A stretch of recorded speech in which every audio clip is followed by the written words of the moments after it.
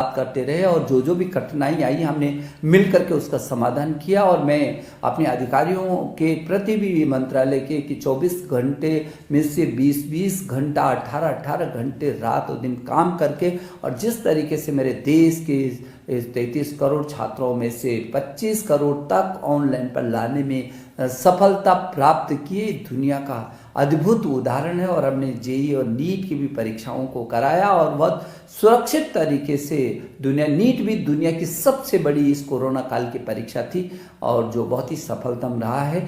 मैं सोचता हूं कि मनोदर्पण जैसे कार्यक्रमों को भी हमने किया और उससे पहले जो जेईई की परीक्षा के लिए जो एनटीए ने ऐप बनाया था और लगातार कैसे करके छात्र को जो संभव हो सकता है वो क्या क्या किया जा सकता है, लगातार इस दिशा में हम लोग प्रयासरत हैं। और मेरे छात्र छात्रों, मुझे लगता है कि कभी एक समय था जो मोबाइल पर हम अपने केवल मित्रों से बात करते थे, अब मोबाइल पर हम दीक्षा को डाउनलोड कर रहे हैं और हम पढ़ाई कर रहे हैं। एक समय था जब आप ईयरफोन लगा करके केवल गाना सुना करते थे, लेकिन आज वो ईयरफोन लगा करके आप पाठ्यक्रमों को सुनते। एक समय था जब टेलीविज़न केवल मनोरंजन का विषय होता था, लेकिन आज वही टेलीविज़न हमको शिक्षा के काम में भी ला रहा है, हमारे पाठ्यक्रमों को हमको समझा रहा है। स्वयं प्रभा पर हम उसको अच्छे तरीके से देख पा रहे हैं।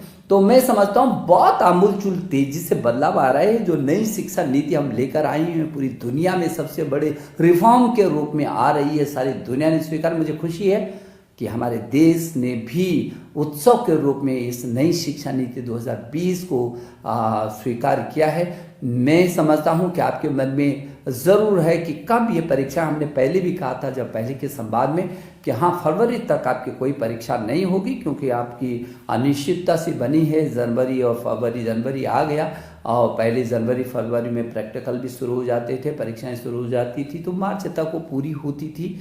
और इन परिस्थितियों में बहुत आपसे संवाद करने के बाद और व्यापक परामर्श करने के बाद अब हम लोग इस निर्णय पर पहुंचे हैं कि जो बोर्ड की परीक्षा है हमारी, वो बोर्ड की परीक्षा जो 10वीं और 12वीं की जो बोर्ड की परीक्षा है, वो बोर्ड की परीक्षा 4 मई से प्रारंभ हो जाएगी। और 4 मई से प्रारंभ होने वाली ये बोर्ड की परीक्षा हमको भरोसा है कि हम 10 जून तक इसको पूरा कर सकेंगे। और समय पर ही हम लोग कोशिश करेंगे कि हम समय पर उसके बाद कॉपियों का निरीक्षण कराएंगे और समय पर आपका रिजल्ट भी हम तैयार करके करना चाहेंगे। और परिणामों को घोषणा 15 जुलाई तक कर देनी चाहिए।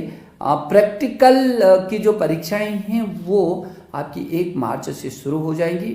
मेरी शुभकामना, आप पूरी ताकत के साथ और बहुत आत्मबल के साथ बिना किसी तनाव के आप परीक्षा की तैयारी में जुटे। वक्त भी हमारे पास है और आपको पाठ्यक्रम भी बहुत अच्छा आ रहा है। और सीबीएसई ने वैसे भी इन प्रस्तुतियों में 30% पाठ्यक्रम को अपना कम किया और लगातार आपके साथ हम संवाद में हैं। सीबीएसई बोर्ड के चेयरमैन लगातार इस दिशा में नज़र रखे हुए हैं और पूरा तंत्र वो आपके साथ जुड़ा हुआ है। तो मुझे भरोसा है कि जो 4 मई से होने वाली जो बोर्ड की परीक्षाएं हैं उनके लिए आप बहुत मनोबल से तैयारी करेंगे और पूरी ताकत के साथ और बिना किसी संकोच के आप अपनी परीक्षा को देंगे, मस्ती के साथ परीक्षा को देंगे।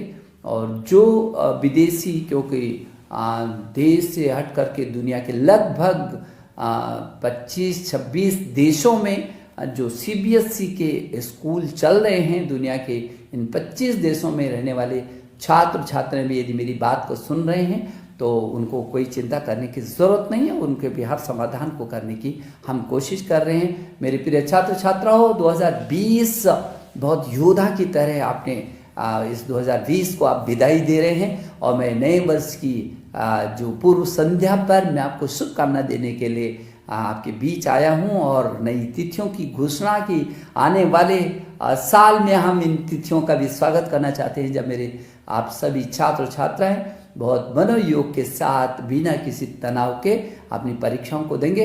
मैं आपके अभिभावकों को और आपके अध्यापक गण को एक बार फिर अभिनंदन करता हूँ और आपको शुभकामना देता हूँ। नमस्ते।